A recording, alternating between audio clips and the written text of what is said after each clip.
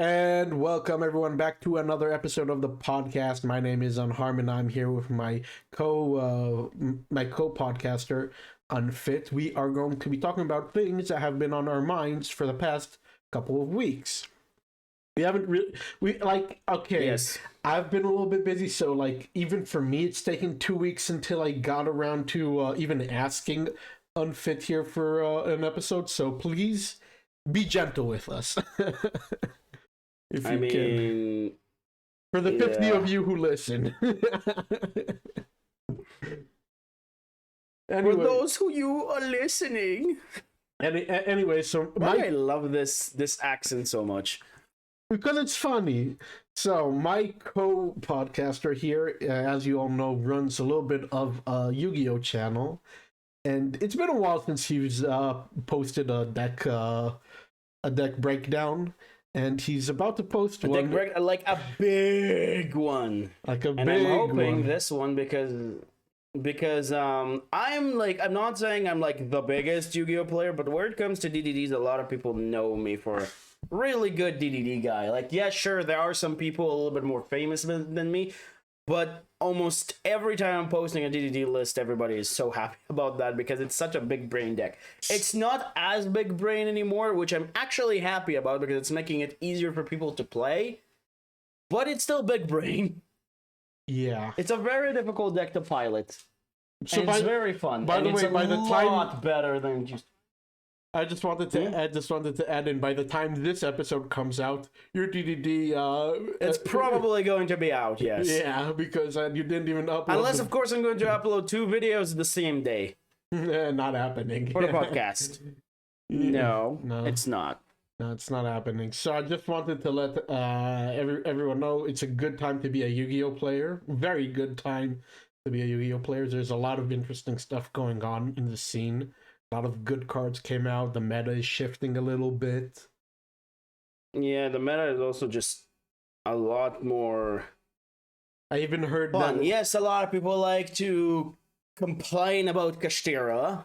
We do, but the general meta is a lot more manageable than Tearlaments. Like Tearlaments was strong. Oh hey, no, Tearlaments was degenerate. Tearlaments was like, it wasn't okay. Let me cook for a second, and I'll explain to you what I mean. First and foremost, Tearlaments wasn't the worst format ever. There are a lot of people who like to say this was the worst format. I hardly disagree because unlike a lot of formats, with Tearlaments, at least we have hand traps to deal with it. Like the Bestials, DD Crow, things of that nature. Where it was a few years ago, when we almost have no hand traps, when it was Zodiac format, when it was, Spiral format, Firewall FTK format, yes, those formats were terrible. This, not so much. It's okay. It's fine. It's not like it was the best, and now Master Duel will get to experience it, but it is counterable. You do have a lot of hand traps to deal with it, and yes, of course, you could say, oh, but you just play Tearlaments against Tearlaments, but it's a lot more like you can play different decks with the Tearlaments engine splashed rather than just being the same deck, and also, there are counter to it, and there are also ways to kind of like, I don't know, just play the game. It's a lot more interesting than just spiral combo. Zodiac, me pop all your cards and you have no way to play. Okay, yeah, I don't like Zodiac. No. But I'm just saying from what I can see going on in general, like Yu-Gi-Oh is in a very good spot right now. You have an English better. An English set coming. Did it come out already? I think it came out already, actually. Which one? Cyberstorm Axis? Yeah, Cyberstorm Axis. I think it came out already. Cyberstorm Axis. Oh my god, there's so many good cards in it. There's so many good cards in Cyberstorm Axis. Set coming out next month. That Which one? I forget, but I heard it. We talked about it last time. The Synchro one? No, I forget. I'll have to remember. It's okay. So in the Japanese scene, the interesting one that came out, which I think already came out, was not the one that came out. The one that's coming out. No, the one that's coming out in June. The Animation Chronicles? I have to remember. The one with maybe. all the anime cool stuff? Maybe. The anime cool stuff that we got Earthbound Immortals as an archetype. I also heard that they're finally making a lot of anime-only cards into, real cards. Like I said, the Earthbound Immortal stuff. Yeah. It's actually pretty good. Yeah, no, so it's Earthbound Immortal... Earthbound Immortal, it's not like the original Earthbound Immortal, is a little bit different, but it's still pretty cool that we have those. Those are supposed to be the 5Ds equivalents, not 5Ds, Arc V equivalents, which I'm still standing by that Arc V was actually the second War series. The first War series was Zexal, but honestly, the reason why 5Ds was so bad, Arc V, sorry, was so bad is because it was so poorly managed. Like, it was so badly managed. Because there were so many plots and threads going around, and, like, they just threw everything on the wall.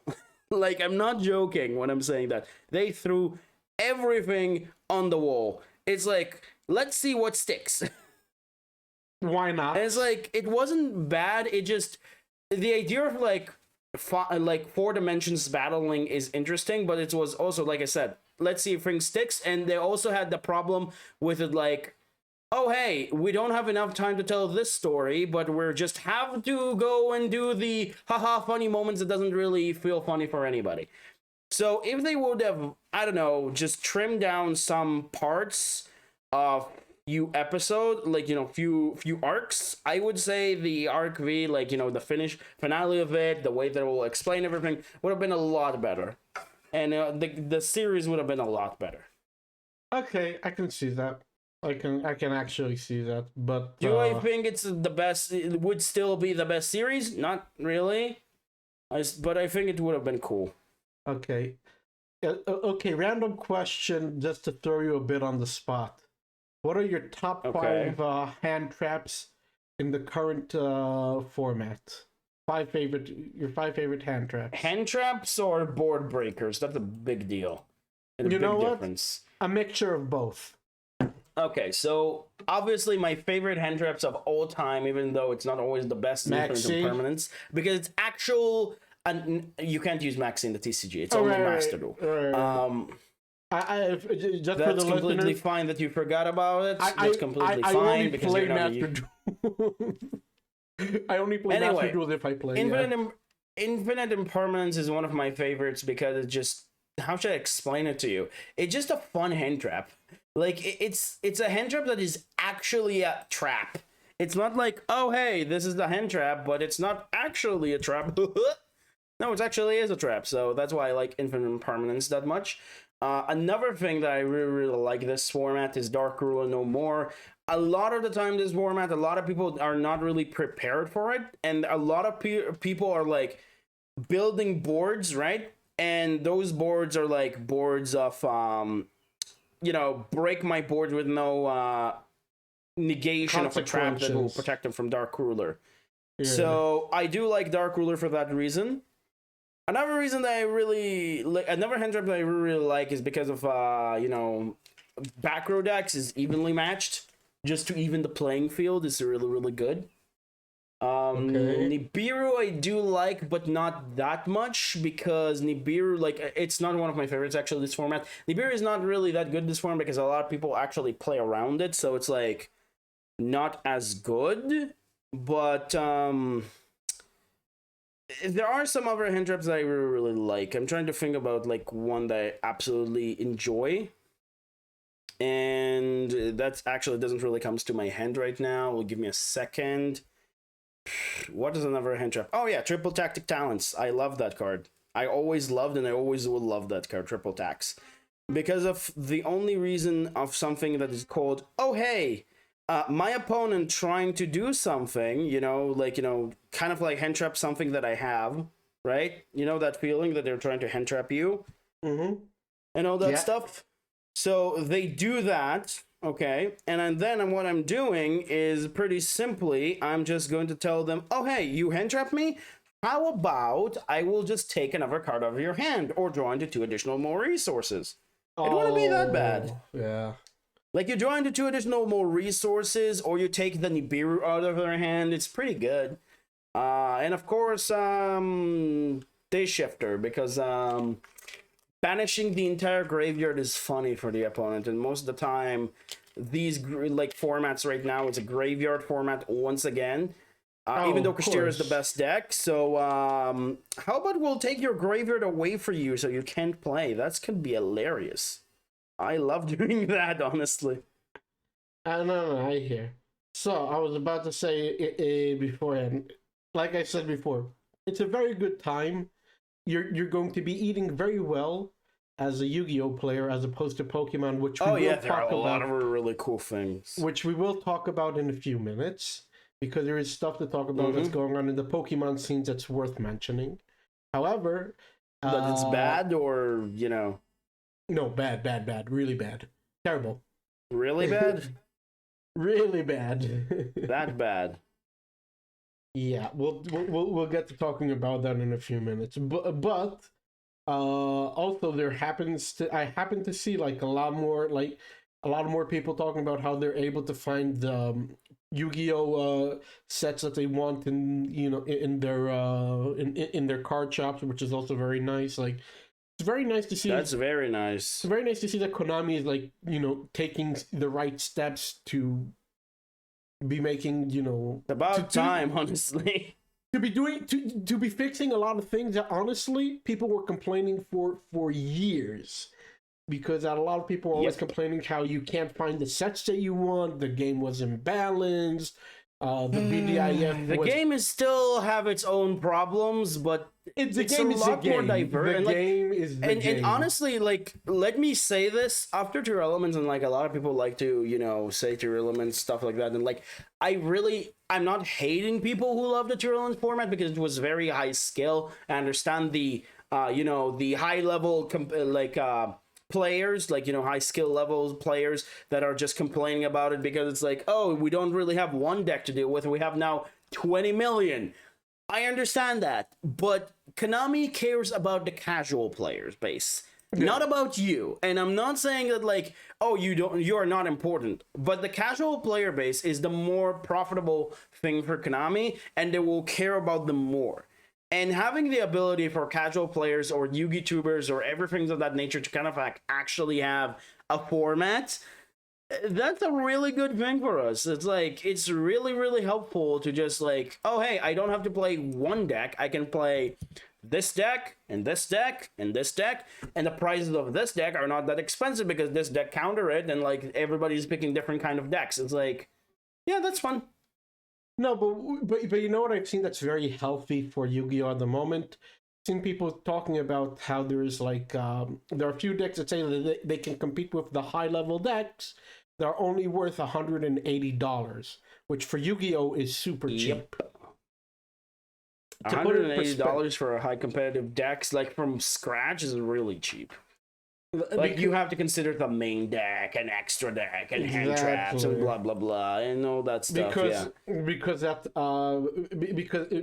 like, if you go into the actual meta and not talking about just decks that can compete, decks that will compete, the decks that will compete in Yu-Gi-Oh usually run around $200 more than that, which is like $380. But if you're like, if you're on the budget and sometimes even more than that.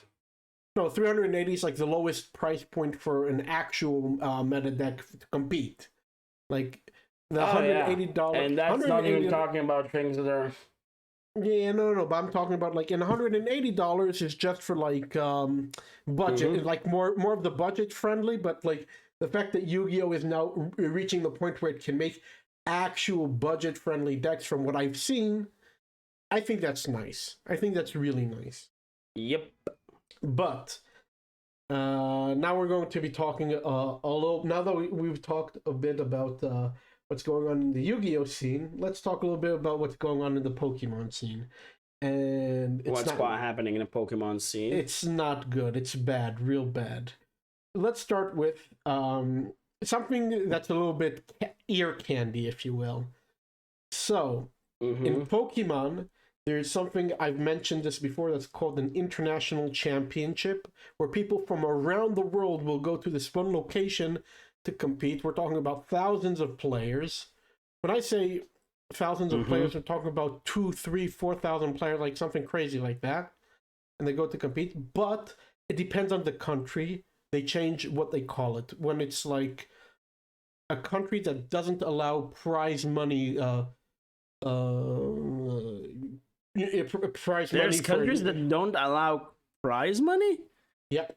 That's Mexico. weird. I think it was it Mexico this time? Or Brazil, something like that. Anyways, not the point. The point is it's called an SPE, which stands for Special Event. And they're still just as important as ICs, but they're just like the pricing is a little bit different. But people still go to it. You still have thousands of people going to it.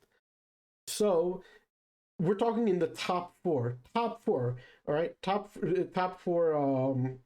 What's it called? Game. You know, when you're in the top four, it means you're almost at the end, because you know you have top 6, top 32, top 16, top 8, top 4, and then finals.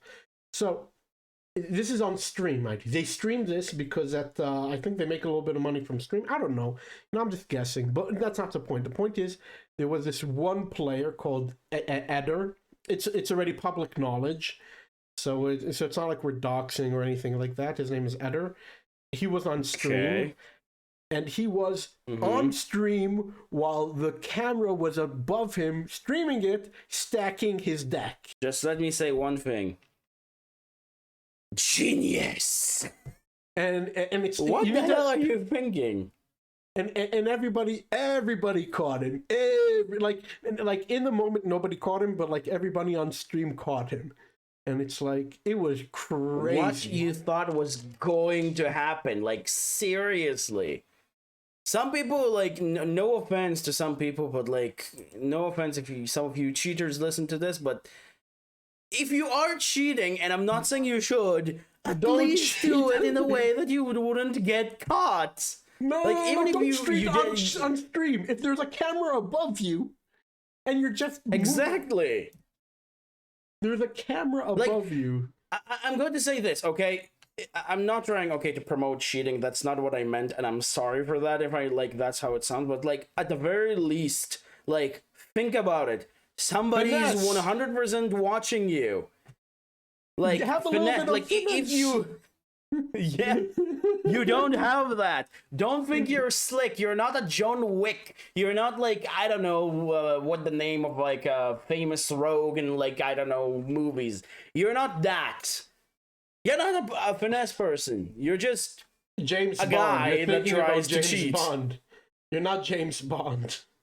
Yeah. Okay, sure. But this was like crazy because you're maybe the very best Dr. Evil, and that's even that. I'm just giving you a credit. Yeah. So basically, funny.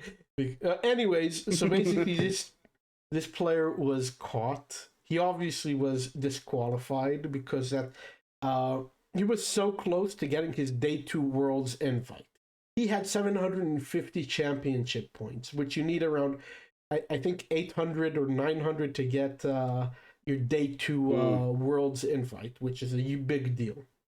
But regardless, he obviously got disqualified. He got disqualified from that, and we're hoping that he also gets banned. He hasn't been banned quite yet at the moment of recording, which is... Hold up, let me do it correctly. Banned! Yeah. That way. Like, we're right now recording this on May 20th. And he has not been banned. 21st. But that's beside the point. 21st is today. 3 months to my marriage in both calendars, which is crazy.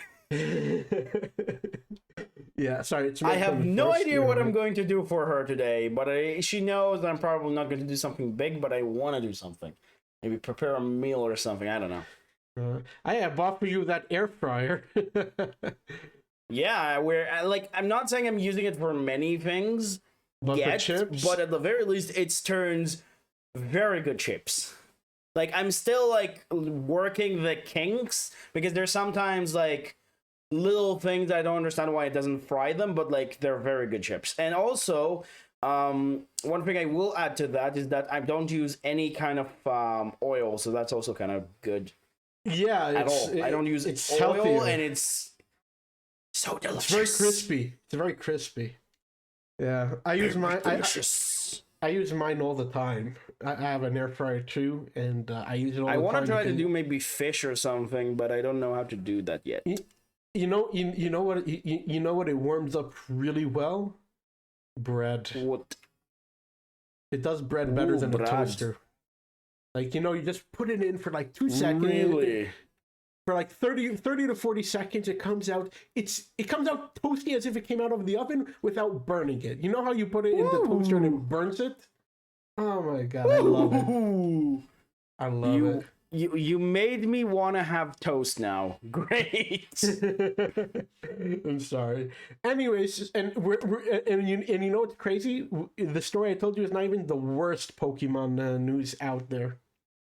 Really? What is the worst Pokemon news out there? So, for many, many, many years, every single TCG, Magic, Yu-Gi-Oh, Vanguard, even Hearthstone a little bit, looked at the Pokemon TCGO as a model for how online clients should look like, and that's I mean, the Pokemon Online client is pretty good, all things considered. Well, they're shutting it down in 2 weeks. Why? Because that Pokemon... Okay, so I'll give a little bit of a backstory. So back in 2008 or 9, there used to be like a fan-made Pokemon TCG called Red Shark. It's technically still available. But it hasn't been updated since 2010, so it's like you're not having any of the cards. You're playing in 2010 format. And then Pokemon went to a company and told them, we want to make an online client. And they made an online client, but the online client belonged to this company, and it did not belong to Pokemon. And Pokemon wanted to make an in-house Pokemon client for the TCG. And they've been doing it since almost 2 years now. But they're doing now. They're now doing something called Project Sunset, where they're shutting down all the servers of Pokemon TCGO, and they're saying you have to move now to live if you wish to play with if you wish to play the online version. And live is terrible. It's miserable. Nobody wants to touch it. Not a soul.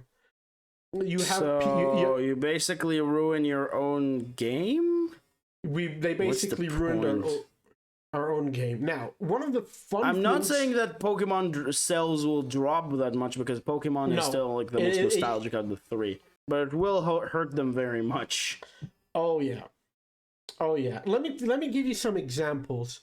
We have let's say you do an action. They start a timer, like half of the time it starts a timer automatically until you have to do the next action, like 15 seconds.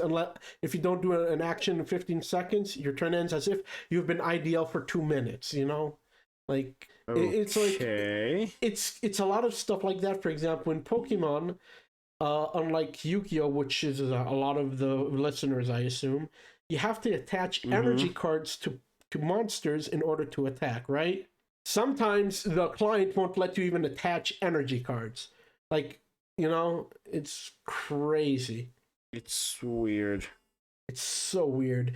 And the only good thing about the new client is the fact that you can craft cards. Because in Pokemon TCGO, you'd open cards and you trade them away with other players. Like, that's how you do it. Okay. But here, it's they're getting rid of that, which I say, that's good.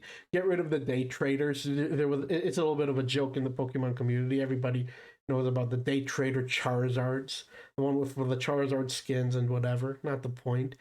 Point is that you gave up a very good part of the game to give us the part of the game that nobody cares about. Like, what's the point if we can craft? Crafting is good.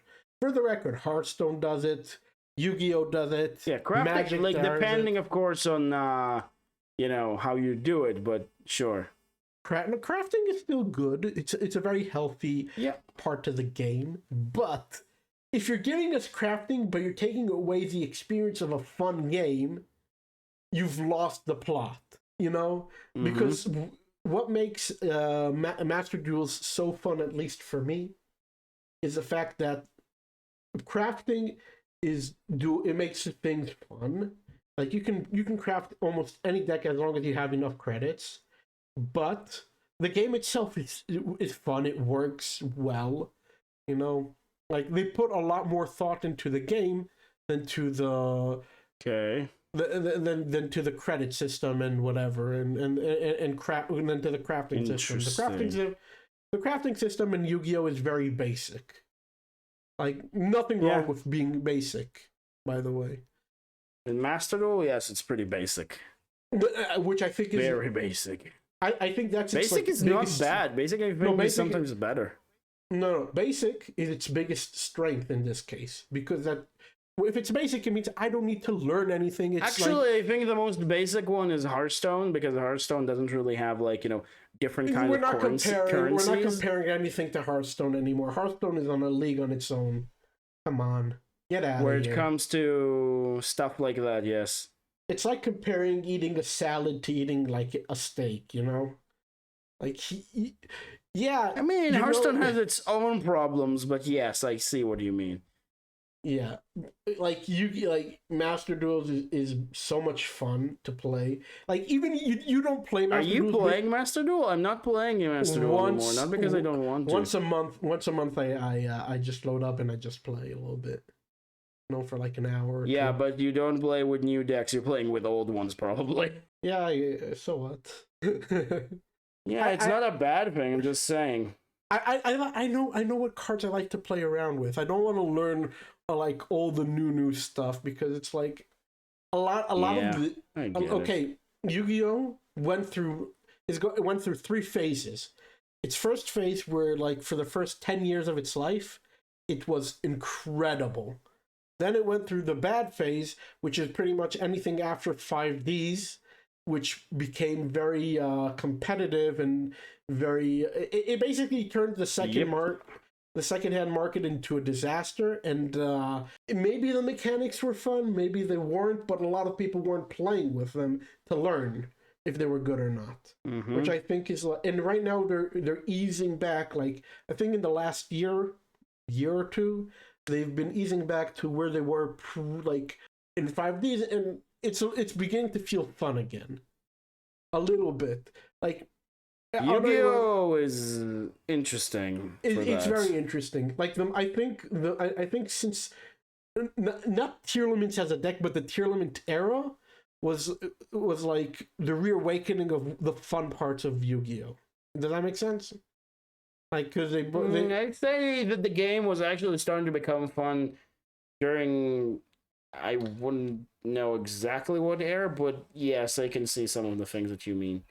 Like, not Tier Limits as a deck itself, but like all the decks that were around during the Tier Limit era were very fun. It's just if you got rid of Tier Limits as a deck, I'd put it as an S tier meta, 100%, because. There was a lot of good stuff going on in Yu-Gi-Oh. By the way, side note, did you see somebody made a video about Yu-Gi-Oh? If we unban 2/3 of the banned cards right now, the meta wouldn't change. Yeah. MBT. Yes, I know. I like okay, so he's not the thing wrong. about MBT. He's not wrong though. There are things that he's very wrong about. But this, many of his things there weren't bad ideas, and I actually agree with him. However, he did make a follow-up video saying that I was so wrong. So, in this particular case, yes, there are some particular cards I agree that they shouldn't be on the ban list, and, I honestly think sometimes the Yu-Gi-Oh! Ban list, they're working, oh, we have 70 cards we want to have banned, and that's it, and, they're working that way. They have a set number, but anyway, I'll give you my opinion in a second. I have an opinion about that. I think they ban cards because they want to create new cards to throw into the sets that will replace banned cards, so that they can make more Sometimes money. They do. Sometimes I agree with you. They do. Not always, but sometimes. There's one word that comes in mind that they've done a million times. What? No, even worse. What? Greed. The Pot of Greed? Yeah, I honestly think even if Pot of Greed was come back from the ban list, it wouldn't be that bad anymore. Like, I think if it was limited to one. Limited to one. If Pot of Greed was limited to one. Yeah, it's not that bad. I think it's not bad. Because it's sometimes like you want to have the like I want to have the option for a comeback. There needs to be a comeback.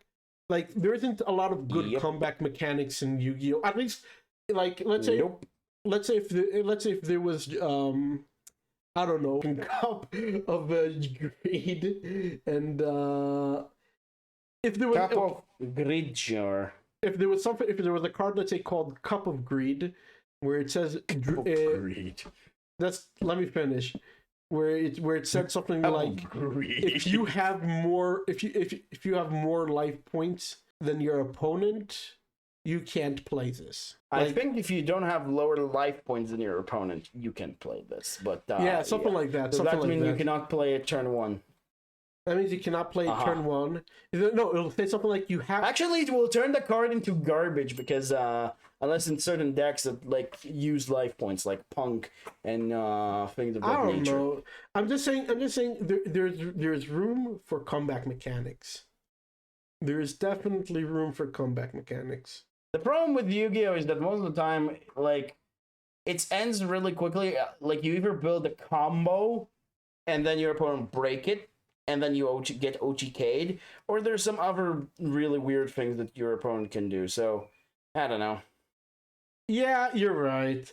It's always fun, but right now Yu-Gi-Oh is in a very, very decent spot, and that's a good thing because it's almost summer vacation for the little kiddies who are going out to the card shops in July.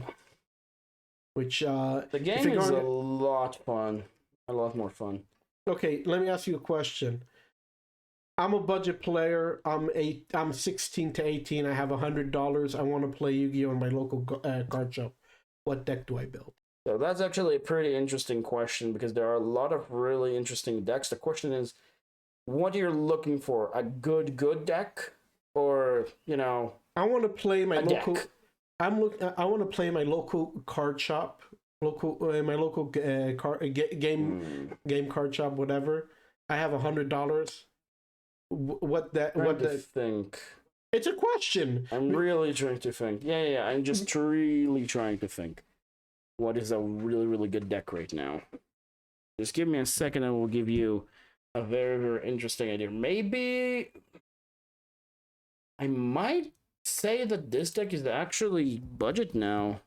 And it's not bad. It's not a high tier deck, but it is fun. Maybe Tri Brigades. Actually, you can pick it up for pretty cheap. I don't think there's any like.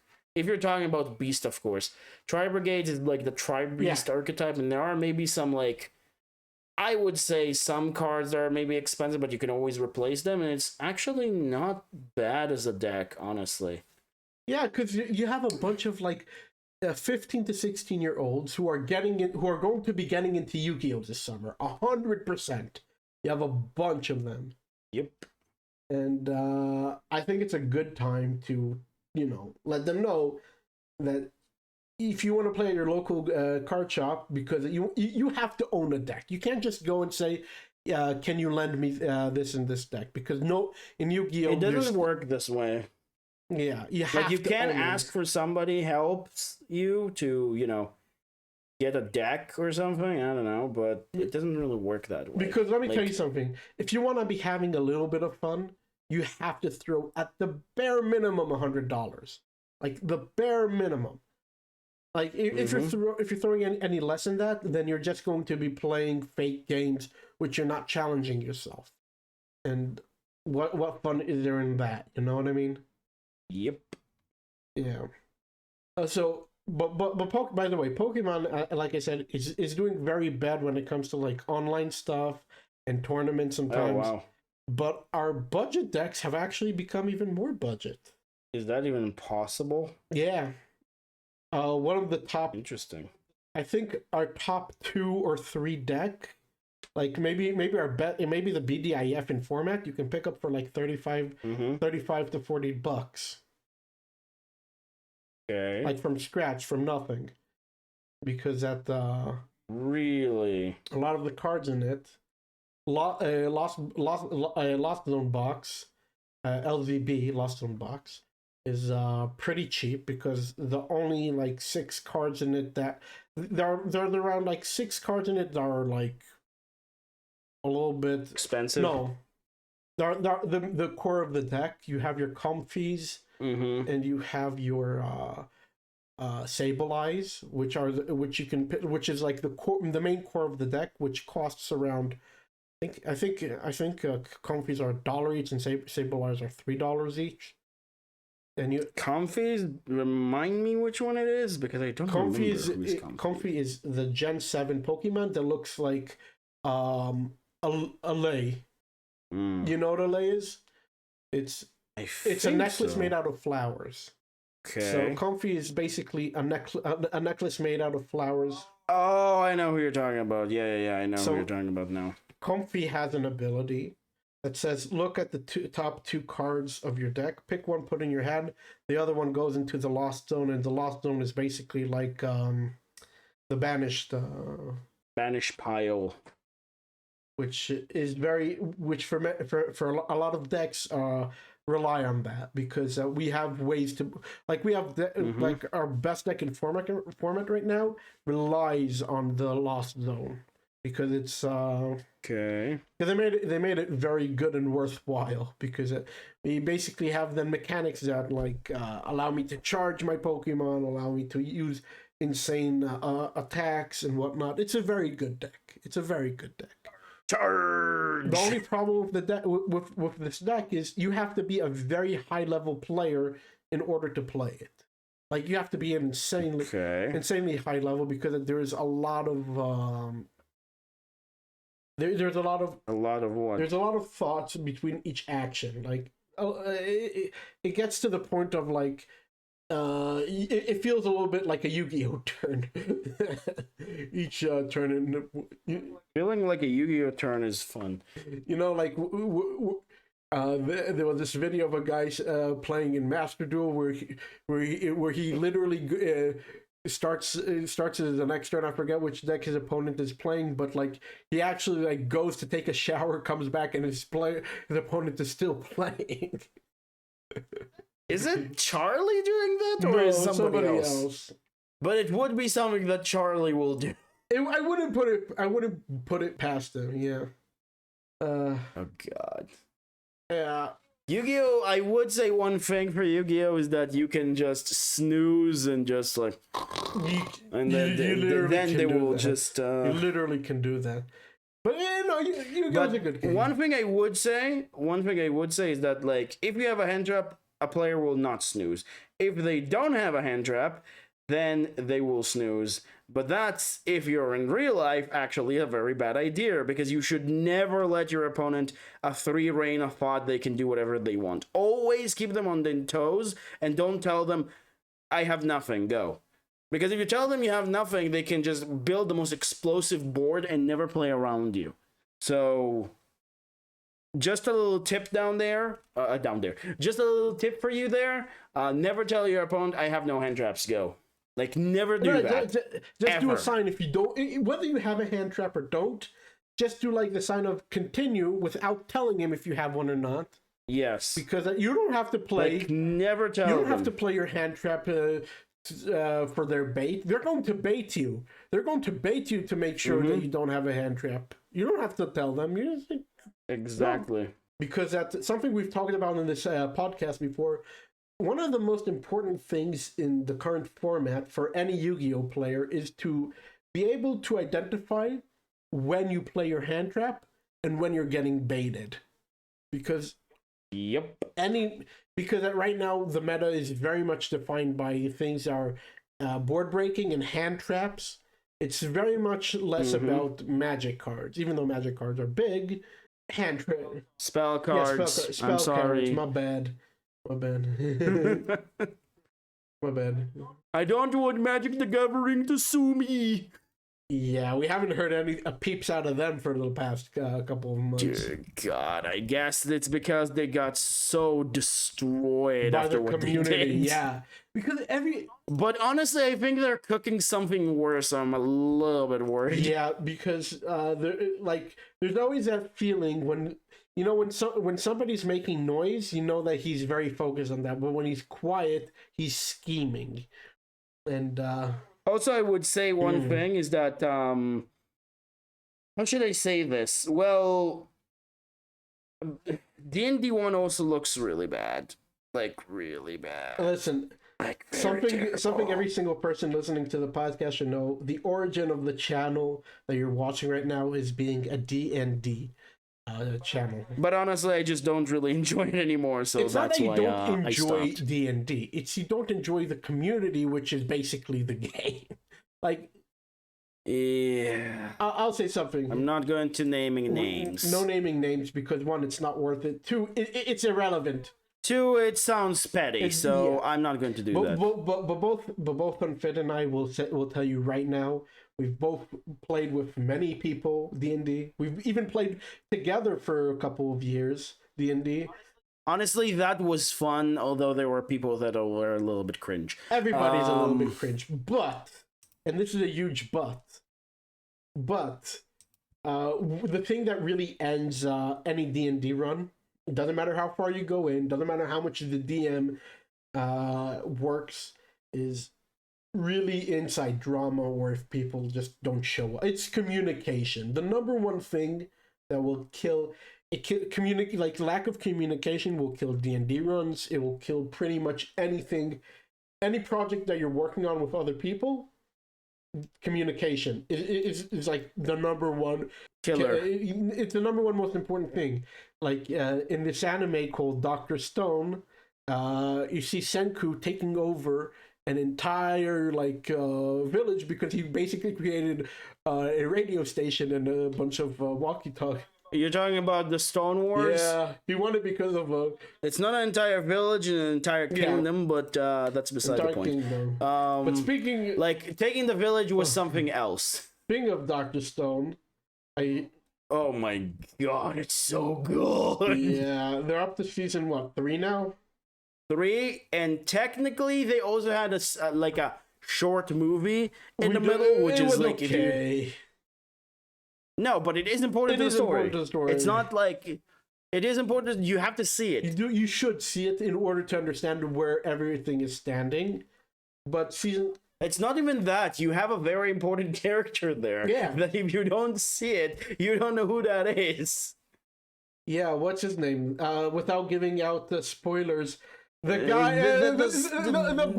the bratty guy. Let's call him the bratty. The bratty guy that clap his fingers. I think that's the best description to give that. The bratty guy. Yep. Where you will already understand the premise of what he's supposed to be in the first few minutes. They're not hiding it. Saying that he's a bratty guy is not a spoiler. Like, yes, he's very bombastic about that. I also absolutely love him because he's annoying, but he has a heart of gold. He does have a heart of gold. He's also very useful. He's very useful. Yep, he's probably, I would say, the fourth most useful member of Senku's team. Senku is the most useful one, honestly. Well, beside himself, actually, yes, he is the most useful because he's the one that creates everything. He's the brains of the operation. Of that era. Yes.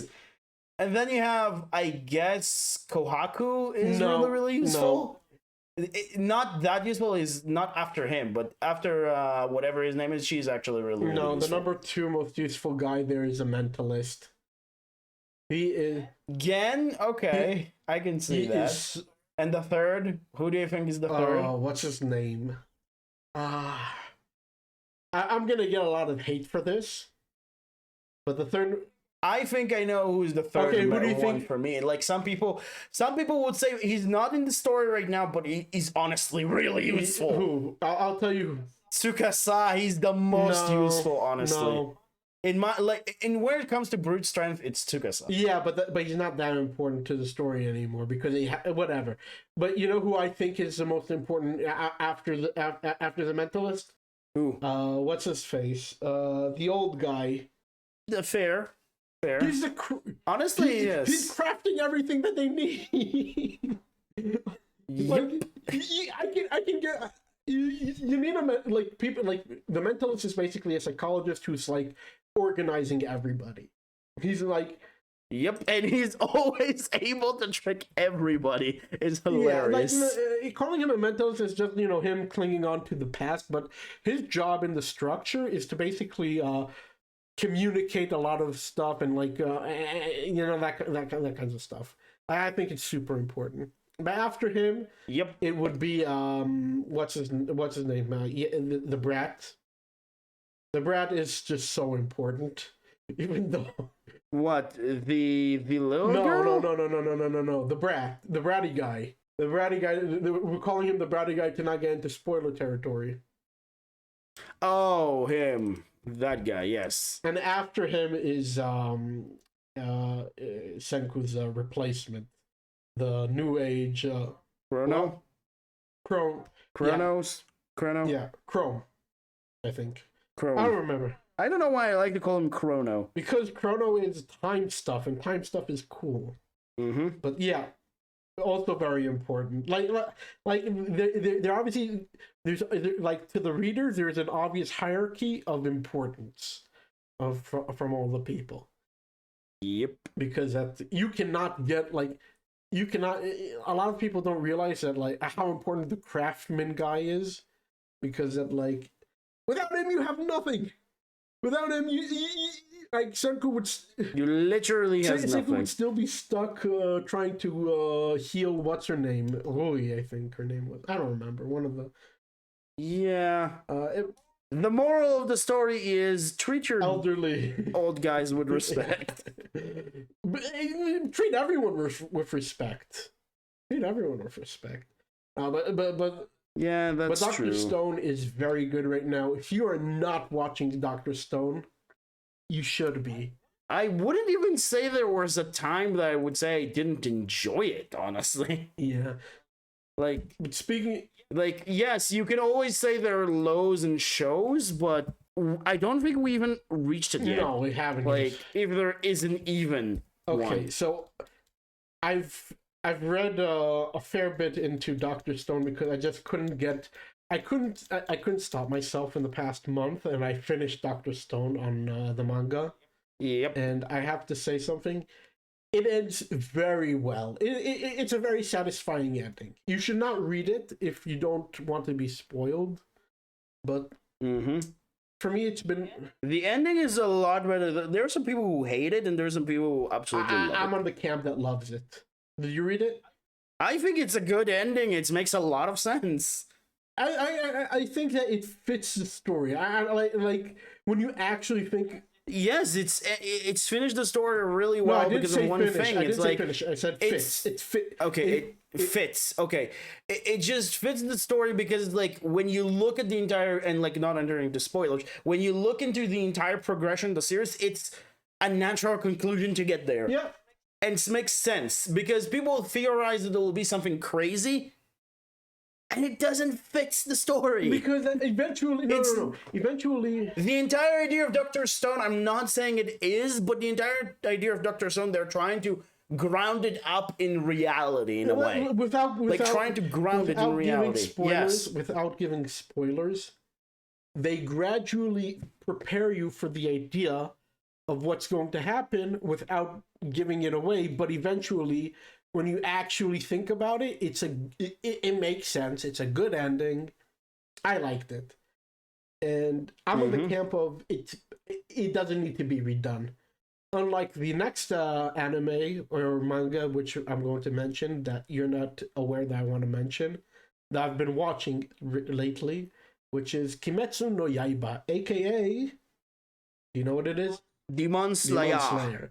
So right now they're in the middle of season 4 of Demon Slayer, which is so weird to say because season 3, season 4. They're in the middle of season 3.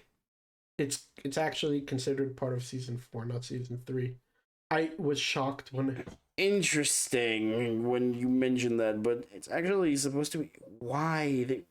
Why? Okay, sure. Let's go with that. So let me explain. It's weird. Before we go into Demon Slayer itself, let me explain. In like 2019 to 2020, like in the beginning of lockdown, they were showing Demon Slayer season 1. Then we had radio silent until half a year ago, where they decided to drop on us season 2, which is the train. Actually, it was the movie, I think, before then. Season 2. The movie didn't cover enough, and a lot of fans said the same, and they decided to turn it into season 2, where a short series, which I don't seven really... episodes. 7. Yeah, I decided not to watch it again, even though it did not cover enough, because it's like... At some point, you get the idea. I already know what they're going to do, so it's a waste of time. Yeah, you get the idea. And then you go into season 3, which is also kind of short, but like it's shorter than your usual. Oh, so it's counted as season 4 because of because the entertainment arc count as season 3, even though it's the second opening. So weird how they decided to do that. So the entertainment arc is season 3, and that has 11 episodes. And right now they're in the middle of... Which surprised me, because most of the time they have more than 11. They have 12. Nope, they have 11. You can look it up. I know. But most of the time in those kind of series they have 12. So that's why I said it's a little bit shorter than your usual shonen show. And then they went into season 4, which they're showing right now, which they're showing off right now. Battles that I actually did enjoy from the manga. Right now we're in the fun part of Demon Slayer, which you get to see a little bit more Nezuko. You get to see a little bit more of the other people in the Demon Slayer corps, which is not a real spoiler, because at some point some of the Hashira as well. Some of the Hashira, yes, and we're Hashira. It's with sh, not Hashira. So. I confused it for Hashira, but sure. So basically, it's not a spoiler to let you know that the plot will evolve, right? We're not going to tell you what's going on, because a lot of people who are watching do not want to know. They want to enjoy it for the first time. I think that's fair to say. What do you think? Mm-hmm. I think it's fair. Like, if you don't want to watch it, enjoy it for the first time, what's the point? Exactly. And they're in a good spot. If you want to catch up, you can catch up.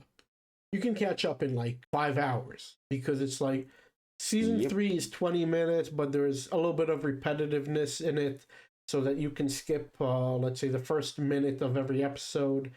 And you go from 11 episodes of 20 minutes to like 19-minute episodes. Let's say you take off the intro and the outro. That's another. There are a lot of series right now that also just create like the start of the episode is just something that you can skip completely. Yeah. So you get to like 17-minute episodes of content, which times 11 is 181. That's like 3 hours. And then you have season 2, which they're only up to 6 episodes.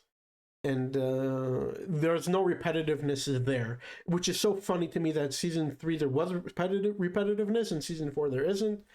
So you have, let's say, another hour and 2 hours. Let's say you have another 2 hours worth of content, right? That comes out to like 5 hours. Like 5 hours to catch up in an anime that has like a lot more to it is very decent.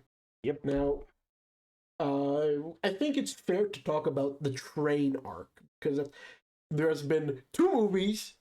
There has been an entire season that decided to recap it or something. Not recap it, to redo it. Like, I think... Yes. How much they squeezed out of it. I don't know why they were squeezing that much, because it was good, but not as good. I honestly thought that they should have that what they should have done from the beginning was just turn it into an 8-episode season.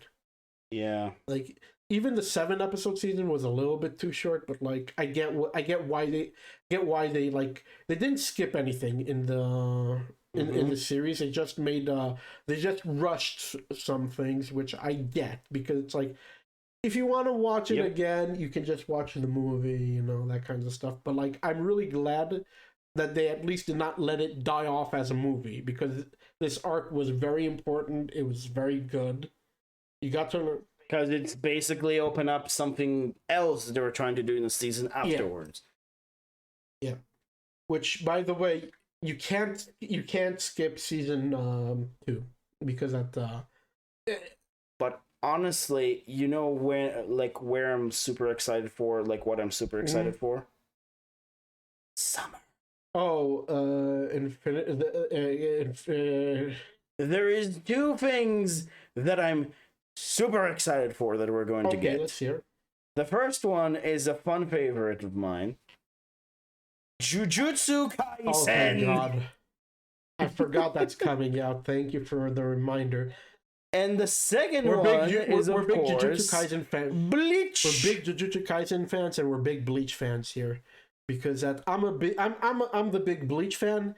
Unfit here is a big Jujutsu Kaisen fan, and we both. I'm both, actually, but I'm bigger on Bleach. You're bigger on Jujutsu Kaisen, and we both.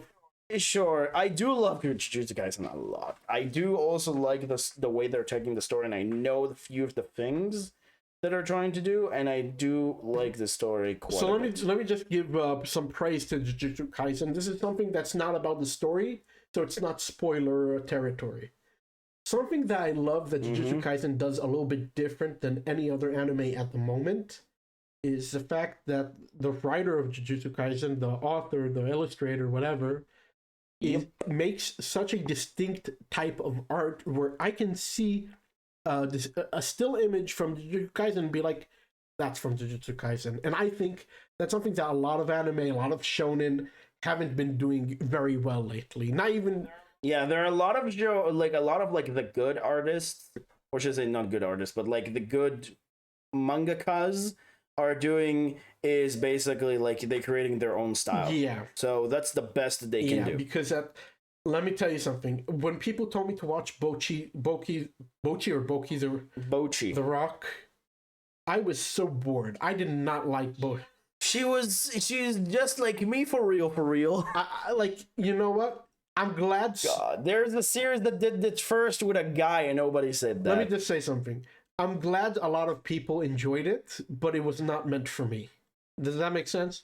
That's fair, yes. Because it's like, I do not want to watch that ever again. If there's going to be a season 2, I'm going to 100% skip it.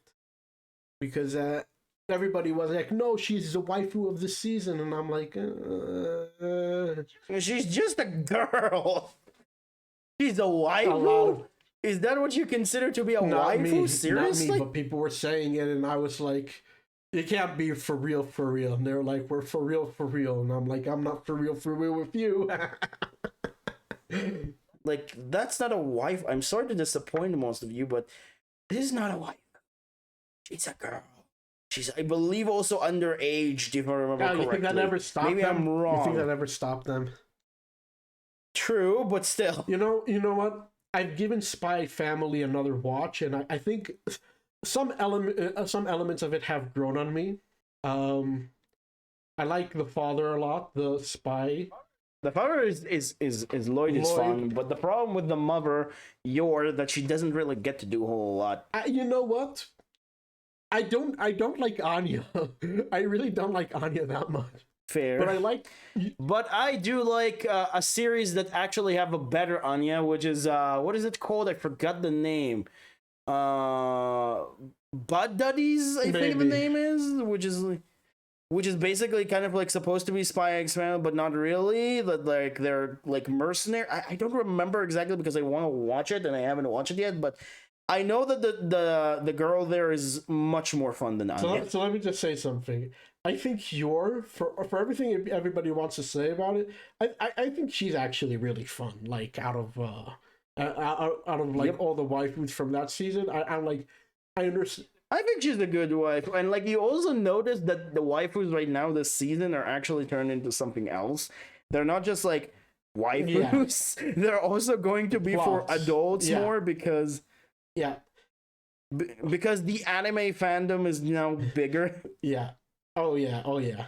But like Lloyd is such an underrated character. Like in the whole, Yep. everybody's like, "Oh, look at Anya with her faces," and I'm like, "But look at Lloyd. Look at my boy."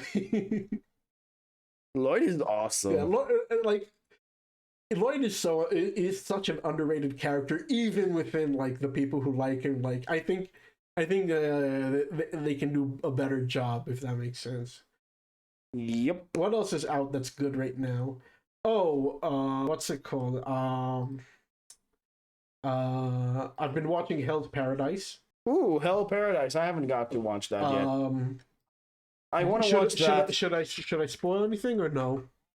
I don't mind. I know a little bit. Like there are a lot of shows that I want to watch, and like I didn't really have the time but I'll just sit say through them. I'll just say Like I'm going to say this, okay? And I want to say like that there's a lot of anime that I want to watch, and I haven't had the time. And like I remember I had the time that like I didn't really want to. Now there's a lot of things that I want to watch because I waited like a good boy after everything that I've been through, and now I have a little bit of time, so I want to catch up with some things that I really like. And it's better for me rather than just like watching garbage on YouTube or TikTok, or I'm not using TikTok, but you understand what I mean. It's like it's better for me to do that than it's actually whatever they're doing. Like, just okay. So let me give a little bit of praise about Hell Paradise without giving away the plot.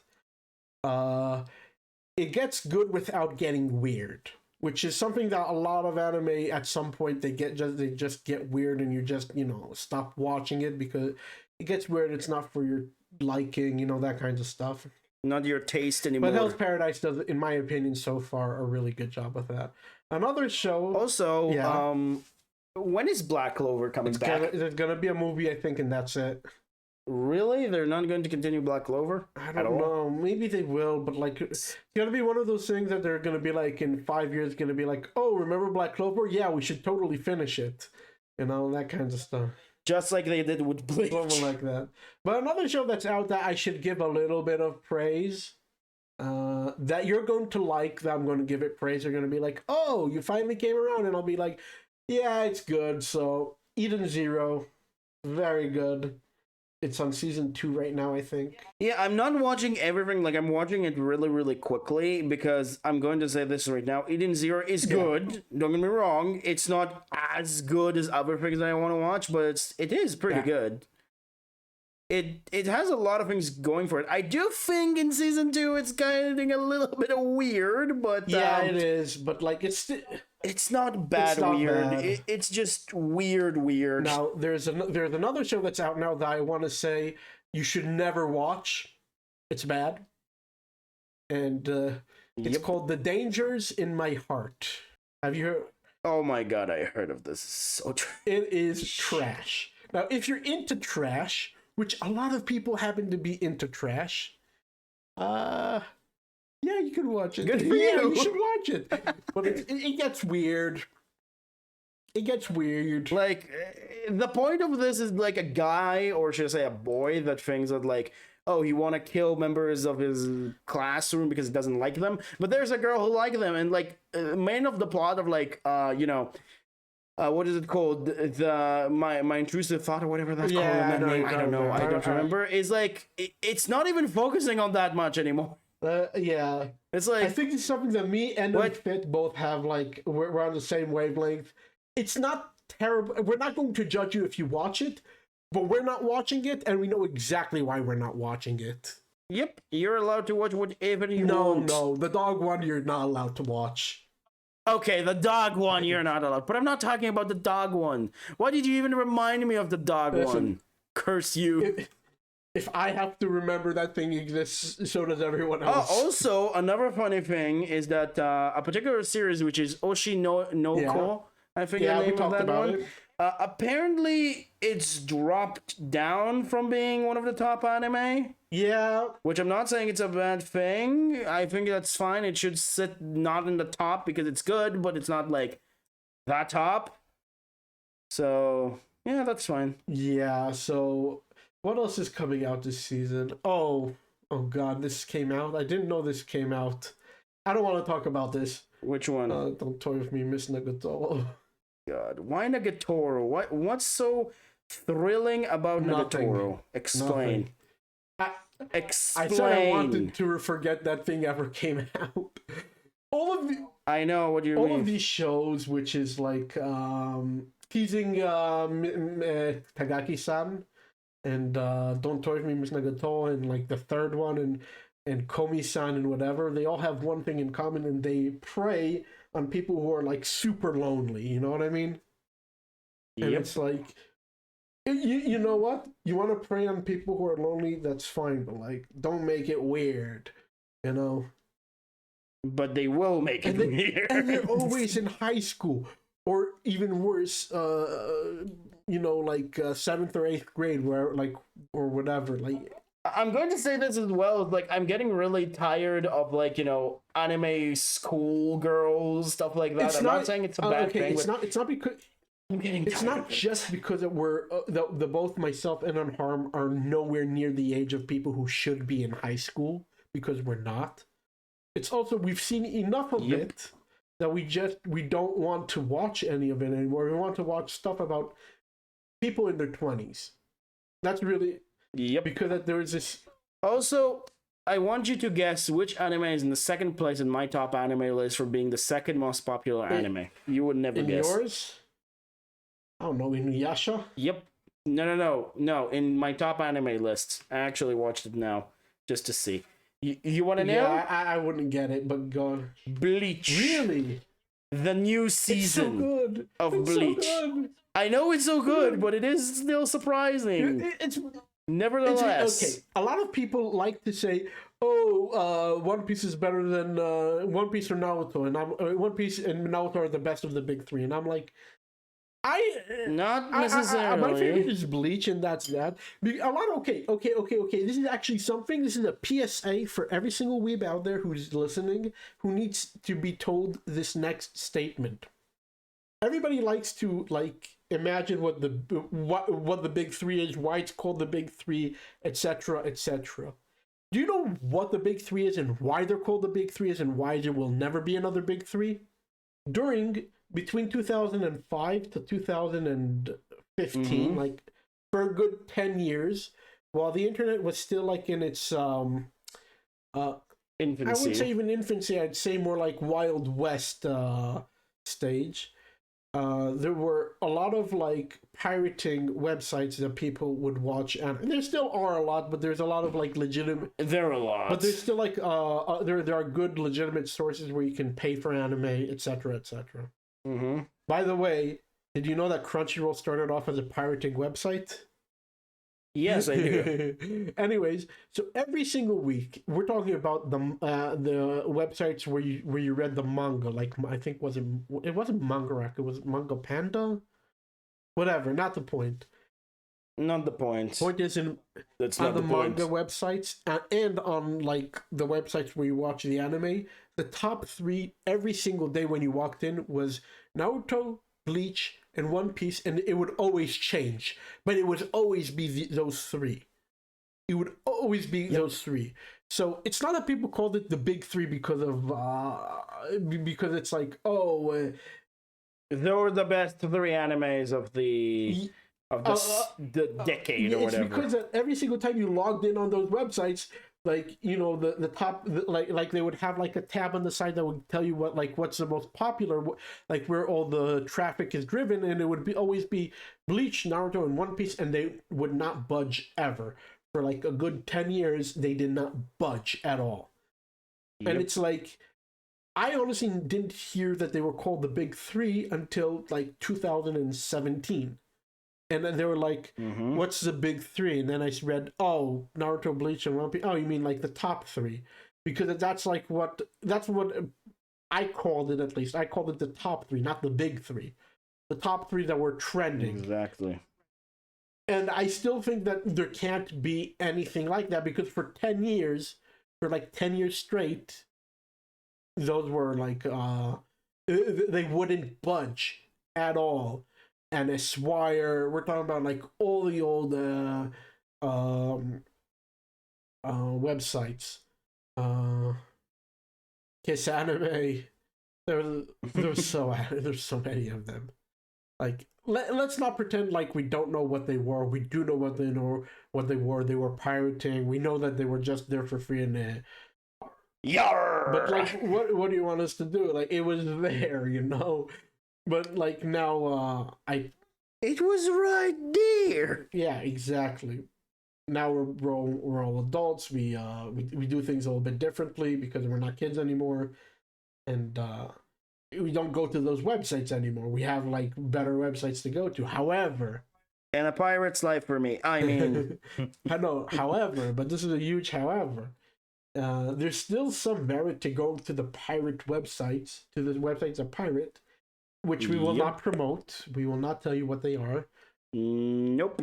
We should not promote that. But the merit that comes to going to them is seeing what people are watching, because you will not get the same amount of information from free versus not free. Because if you go to, let's say, the free stuff, you will know that the top 5 anime that people are watching is One Piece, Hell's Paradise, Demon Slayer, I Got a Cheat Skill in Another World and Became a Rival in the Real World, and Tengeku Daimoko, which is fine.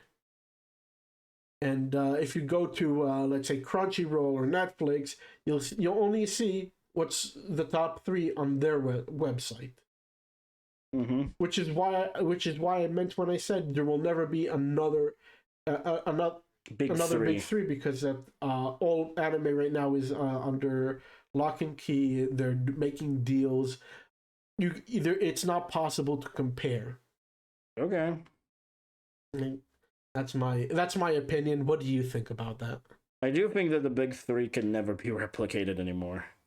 I definitely agree on that. No, it's not just they can't be replicated. The way that the anime has shifted. I'm not talking about how they structure anime or where they get their inspiration. Because, fun fact, did you know that Bleach was inspired by another anime that's very popular? Which one? Yu Yu Hakusho. Okay, that makes a lot of sense. Yeah, but like being inspired by other anime and like working like within that realm of ideas, nothing new. I support it. Unfit, do you support it?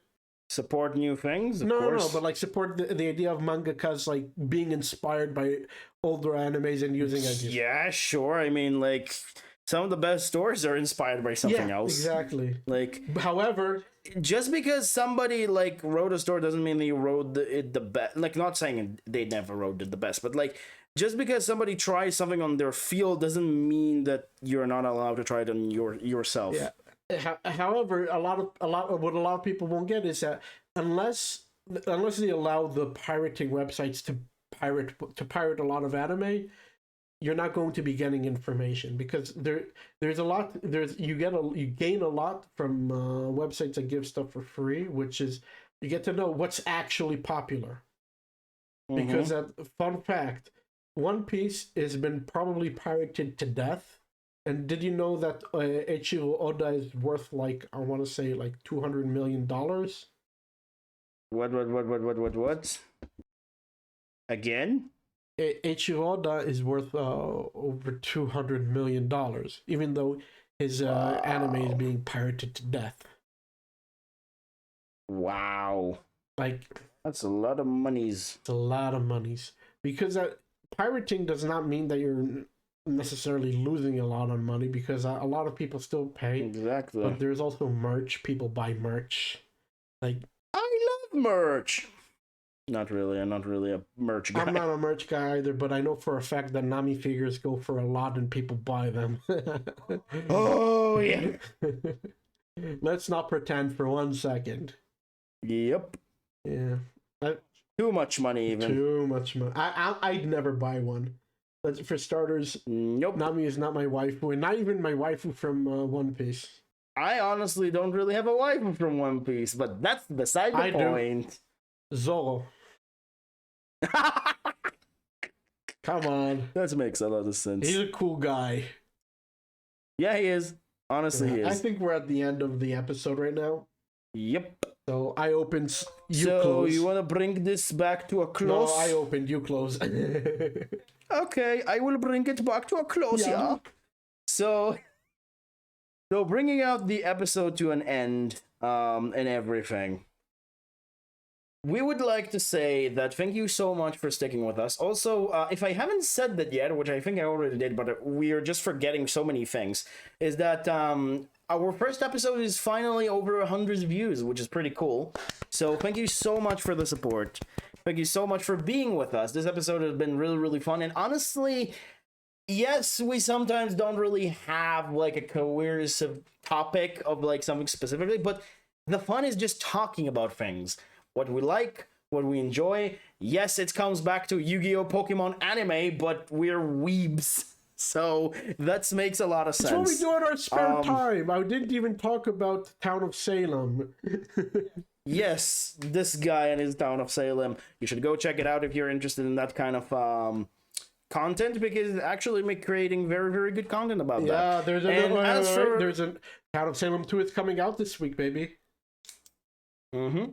And as for our own individual channels, if you want to follow us, we have the Unfit Crew here as our YouTube channel for the podcast. I might change the flag and name and things of that nature in the future when I'll have a little bit more time to marketize it a little bit better. But for now, that's the channel. So yeah. Also, if you want to check dragonunharm, you can check him on dragonunharm, on YouTube.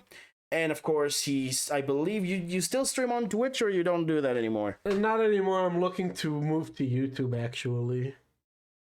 Fair enough. So he's on YouTube. And of course, I'm Teamndl /Teamndl Yugioh. You can look at me on my own YouTube channel. And of course, I'm doing most of the time Yu-Gi-Oh! Content. On my main channel, I'm doing Yu-Gi-Oh! Content. I want to do other things on the Unfit Crew channel as well. Maybe we'll do things together, but I'm just not really get to it. So when we'll finish this semester year at the 1st of July, I might actually start doing a little bit more things. But thank you all, and we'll see you next time in the next episode. Bye-bye. Bye.